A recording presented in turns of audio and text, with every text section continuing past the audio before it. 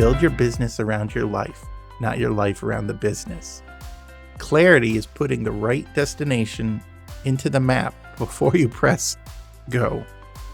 Activity is good, seeing as people is good, earning that money is good, success is good, but you gotta be heading in the right direction. Heading in the right direction is better than all the success in the world. So we gotta define what clarity means for your life and your business. You have the wisdom to change lives. The problem is you're close to maxing out, giving all your time to others with burnout in your future. I'm here to help you design an income stream that truly leverages your wisdom. It starts when you stop chasing a full schedule and start scaling that wisdom into income without a ceiling. Now is the time to create more impact, more income, and more independence. I'm James Marland, income stream consultant, and this is the Scaling Therapist Podcast. Hello, and welcome back to the Scaling Therapist Podcast. I'm your host, James Marland. This is the show where we help therapists learn new ways to turn their wisdom into income. Today, we're continuing the 3 pillars of the Scalable Income series. This series is about moving from trading your hours to building income flow with new systems. I want to start out, though, with the truth about the service industry, especially therapists. Burnout in the field is not rare. In fact, it's normal. Different studies give different numbers, but they all point to the same thing. There was a large review of more than 9,000 mental health professionals across many countries, and about 4 out of 10 had high levels of emotional exhaustion, which, of course, is the precursor to burnout. Then there's another summary that suggests therapists experience burnout. Roughly 60% of mental health professionals have at some point experienced burnout in their career. If you're feeling that distress, you're not rare. You're actually normal. You're average. You are the average clinician or average therapist experiencing this stress. But just because it's common does not mean that this type of system, this way of doing things, is acceptable. It also doesn't mean you're a failure, you're a personal failure, or you're doing something wrong. It's really just the system. It's the pattern. So if the system is the problem, if the pattern is the problem, and burnout is normal in the system, then it doesn't mean you are a failure. It just means there's an issue with the system. The system is the problem. So this series is not necessarily about squeezing more out of you or getting more productivity. It's about building the road to a new destination, a new system. This road still lets you help people, and you get to have a life that you enjoy. The hard truth right now is the system that therapists are living in right now was not built for them. It wasn't built for their success. Insurance companies was not built for the average therapist. Agencies were not built for the average therapist. Many private practice models were not built for you. They were built, the system that we now live in was built to push as many billable hours as possible through each day. And then you just go to college and you get dropped into the system and told, this is what success is. Fill your calendar, fill your caseload, see as many people as possible. That's how you make the most money. See if you can fit in one more session. You didn't design that. That wasn't the business model that you designed. You're just walking on it. You're just living it. And as you walk in this system, as you see it, the cracks begin to surface. You start noticing the flaws. Being fully booked often means that your time, energy, and emotions are stretched to the limit. And on paper and in a checkbook, that looks really great. But in your mind, in your body, in your family, and all that really matters to you, it just feels terrible. You're just wondering, is this what I signed up for? Now, remember, as I said last time, I'm not saying stop doing therapy. We need great therapists who see people one on one. I'm not anti therapy. I'm not anti session. I'm not anti mental health support. But your main goal, if your main goal is to stay fully booked forever, then that finish line is also the finish line to being exhausted and living a life that you wonder how you got there.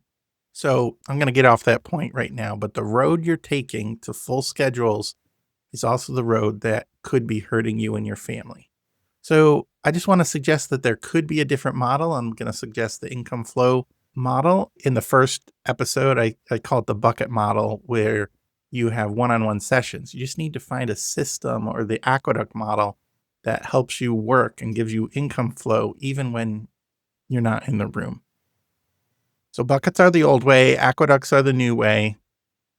But this is sort of fuzzy. Like, how do I do this? What does this mean? What are the things I got to put in place? So I'm going to just give you a simple framework that sits inside the aqueduct image. Picture these as pillars of the aqueduct system. I break these pillars into 3 pillars of scalable income. The 3 pillars of scalable income are clarity, connection, and confidence. Clarity is knowing who you are and what you're doing for helping and creating that income. Connection is how you reach and serve the people you are called to help. And confidence is the goals and the vision and the value and the people that give you the confidence to keep going. These pillars work together, and you're going to eventually need all 3, but I want to start with what one of the most important ones to me is the clarity. If clarity is fuzzy, connection and confidence don't really have a stable base. So we're going to work on clarity, and I'm going to have 3 episodes on clarity. Clarity really matters. Clarity is vital to get you heading in the right direction. I don't know about you, but we took a lot of family trips together, and the joke was with my dad, he would never check a map, and he always ended up getting us lost. I remember traveling. This was myself, and I had GPS, so I'm like, well, I'm going to check the map. And I remember traveling to my brother's house, and he was a couple states away. And GPS was taking us down these, it avoided the highway. It was Google Maps. It avoided the highway, and it took us down some, back roads. And at one point, it had us turn left up a hill, like a mountain. Well, it wasn't a mountain, but it was like a hill of Pennsylvania. I'd never been on this road before. We'd been driving for a couple hours. I'm just like, I'm just going to follow the GPS. And the road turned to a dirt road. And I remember my wife saying something like, "Are you sure we're on the right road? Do you see the signs here?" Well, GPS says that we just keep going up this mountain. So we went up, and the vegetation, the trees started crowding this dirt road. And it got narrower and narrower, and soon the road wasn't even a 2-lane, it was like a 1-lane. My wife's looking at me, and I'm looking at the GPS, and the line just keep going up. So I kept going up and up and up. There was hardly any room to turn around. And then at the end of the road, there was a pile of rocks. Yes, we got almost as high up as we could. And before we started going down the other side, the road was totally blocked. I guess the road was closed and Google Maps had not updated it. Then I had to start backing down slowly and down a narrow dirt road with trees and ditches on either side. We made it down. It was just some sort of thing, like GPS in the system does not always take you to where you want to go. You think you put in the right directions, but sometimes you end up hitting a pile of rocks.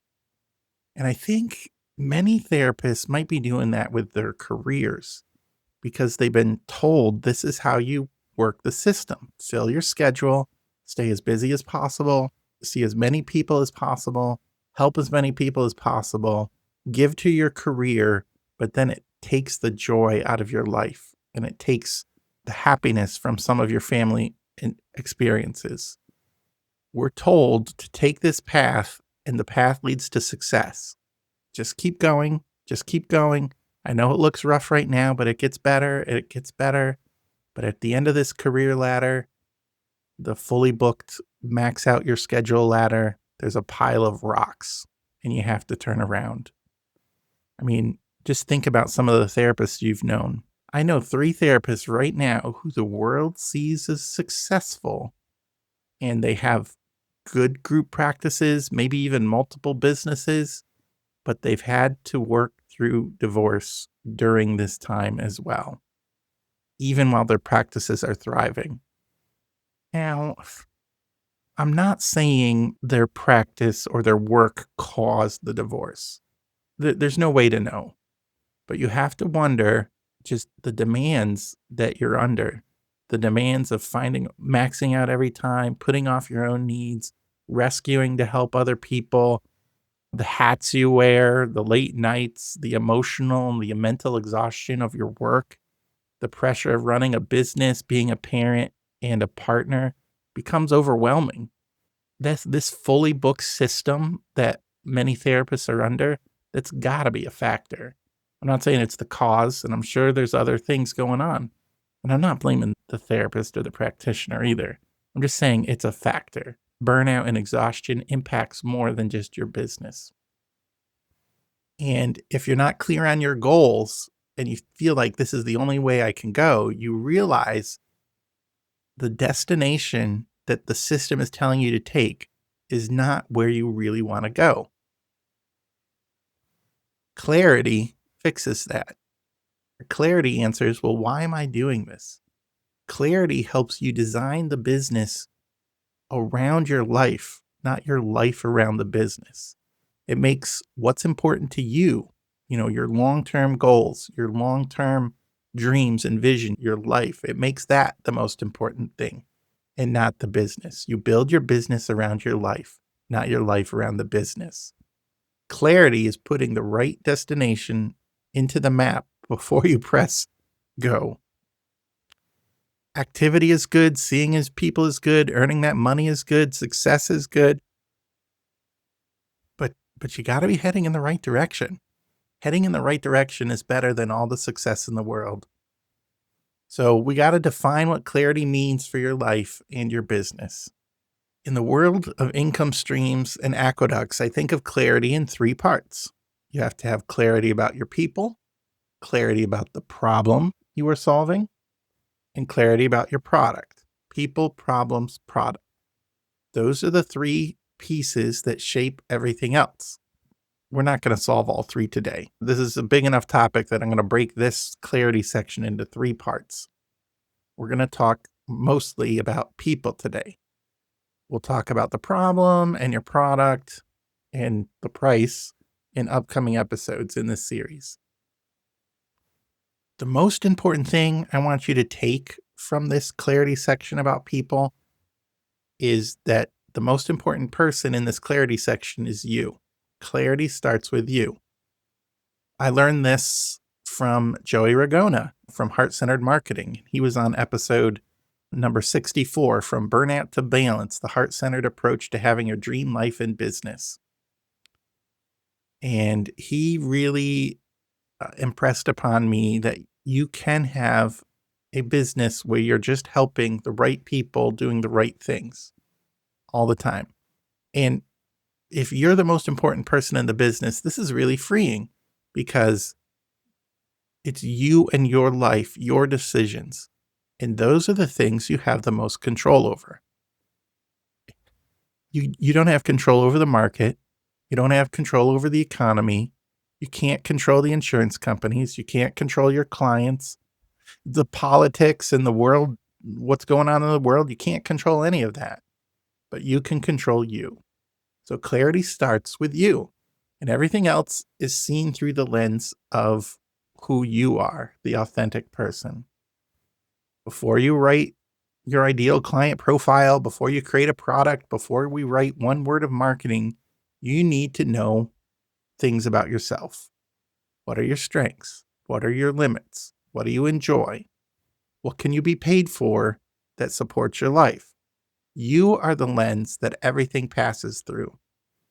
You're not building a random product that you hope somebody buys. You're building a specific problem.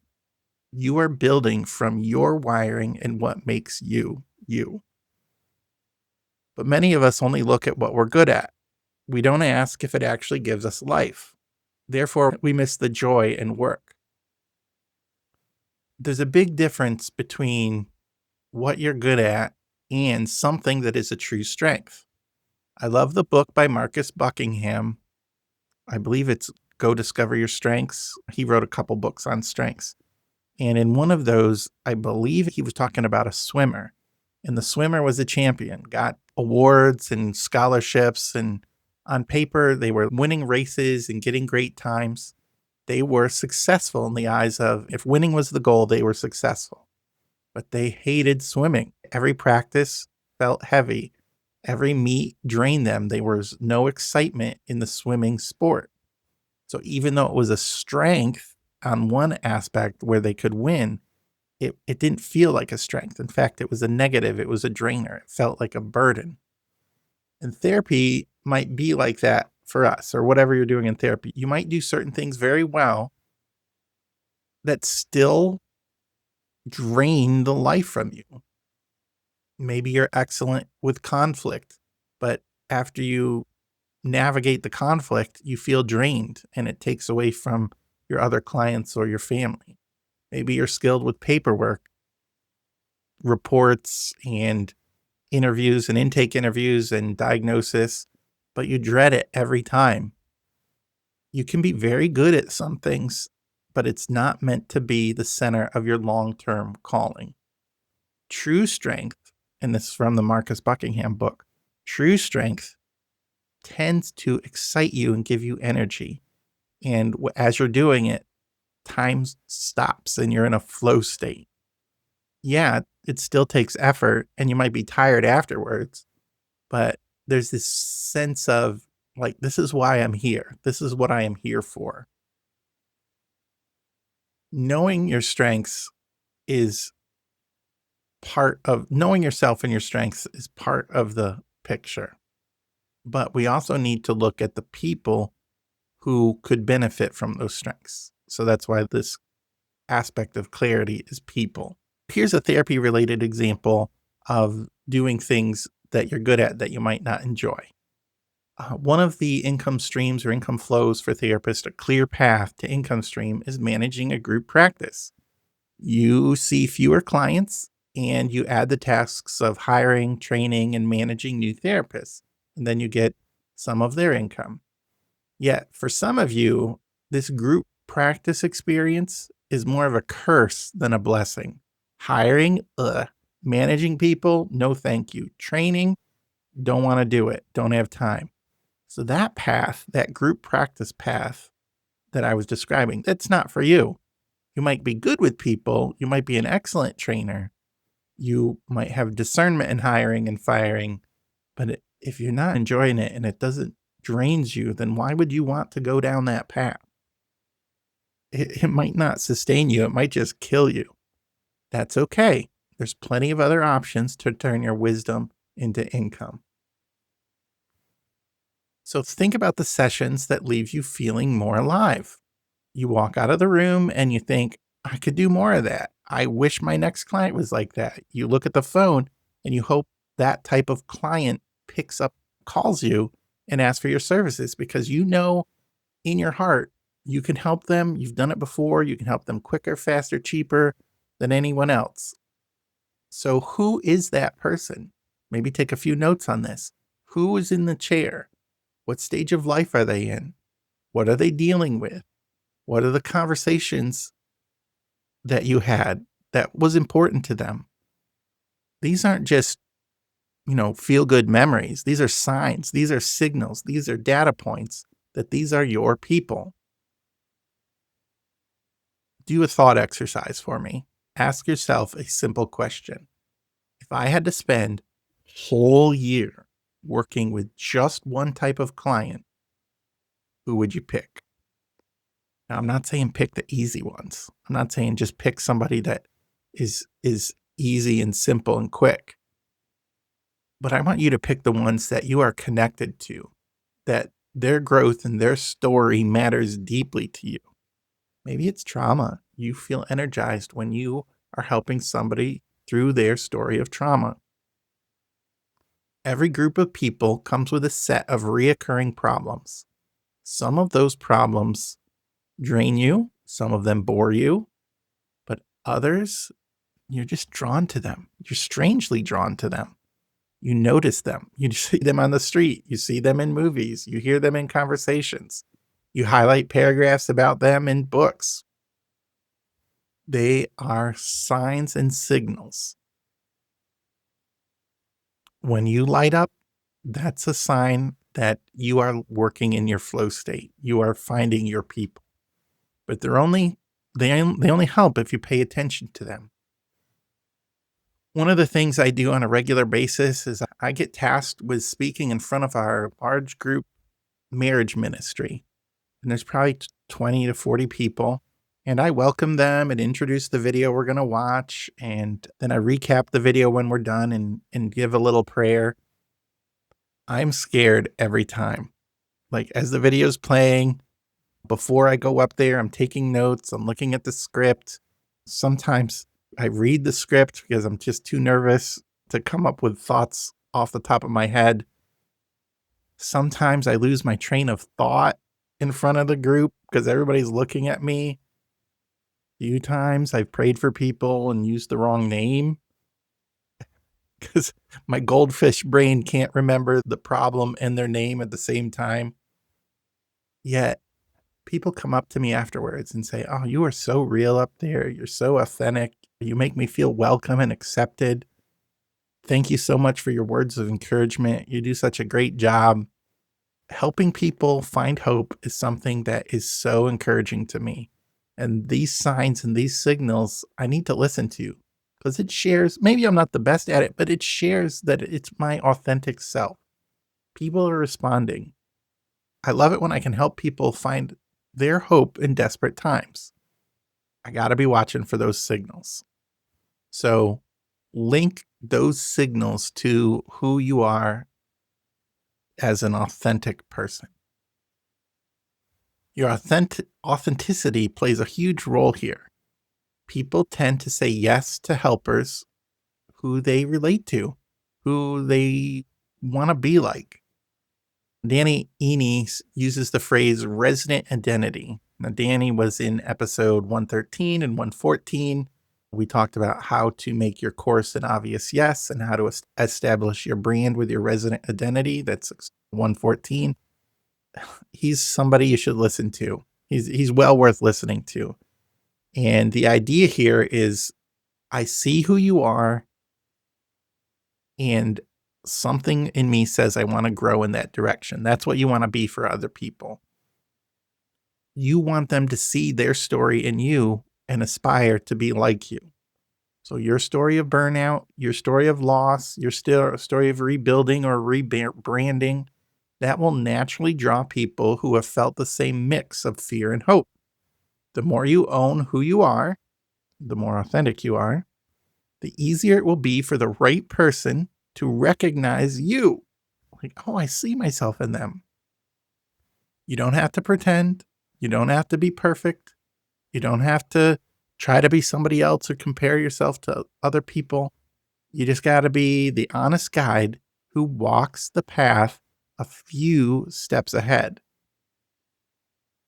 When you try to be somebody else, when you hide your story, when you do image management, the people that you can help the most, the people who want to be like you, can't find you. You're covering yourself up. So sharing your real journey becomes of clarity, that understanding who you are and how that helps the people that are attracted to you gives you clarity. Once you start and get clear on people, everything else really just shifts. Your product ideas get simpler.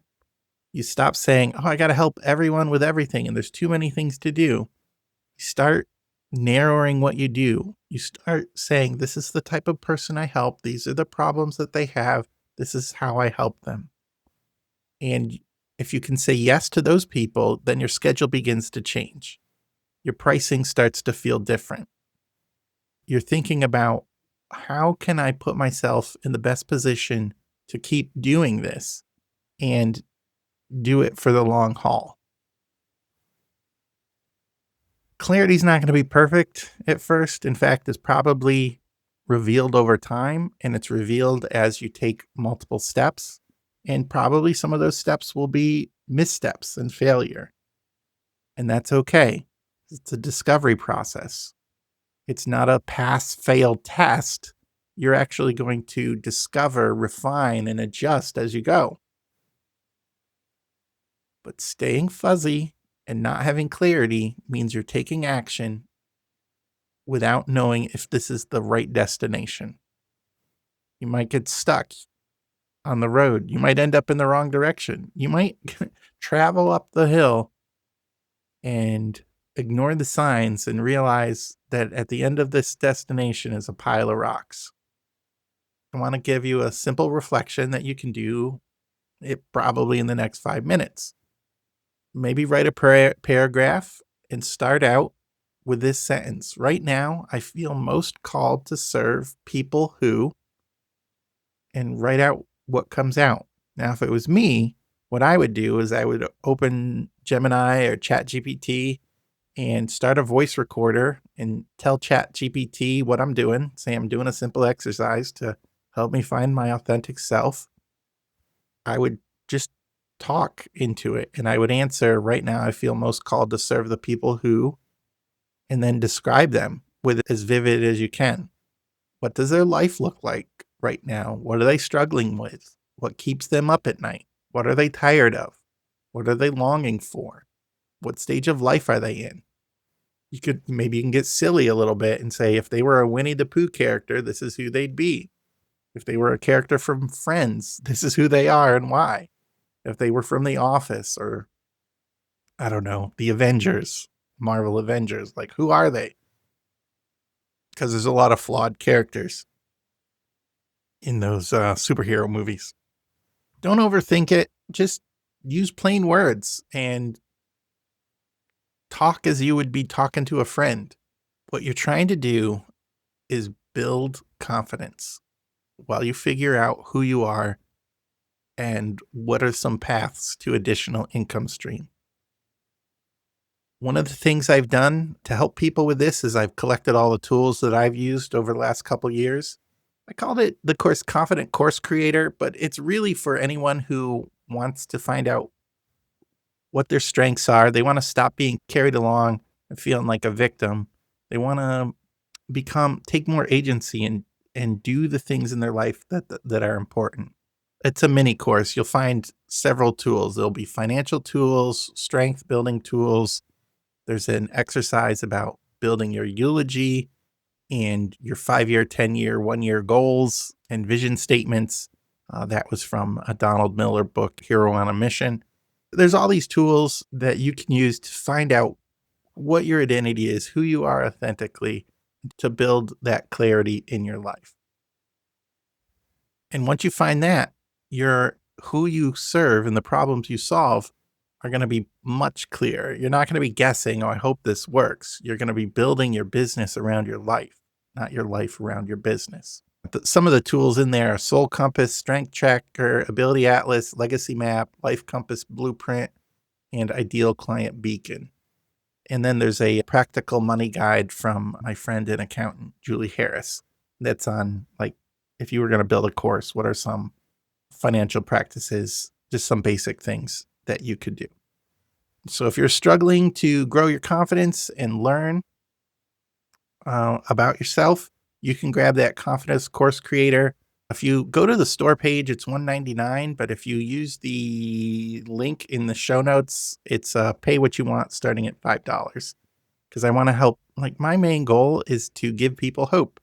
And you got to get this first part down before you move forward. These are the tools I used. These are the things I used to get me out of my comfort zone and to start building the business that I love because I'm doing it from my authentic self. I needed that clarity to get moving. So clarity is the first pillar. So I want you to start thinking about your clarity and come back next week and we'll talk about the problem that you can solve. And I just want you to start thinking, who am I and what are my skills? What is my special sauce that I am great at? Thanks again for listening to the Scaling Therapist podcast. If you're wondering, is there more to helping people than endless sessions, anxiety over schedules, and eventual burnout? It's now time to take action and explore who am I and who are the people that I am uniquely designed to help. Thanks for listening. I would really appreciate it if you liked and shared this episode. I'm here to help you. We'll see you next time.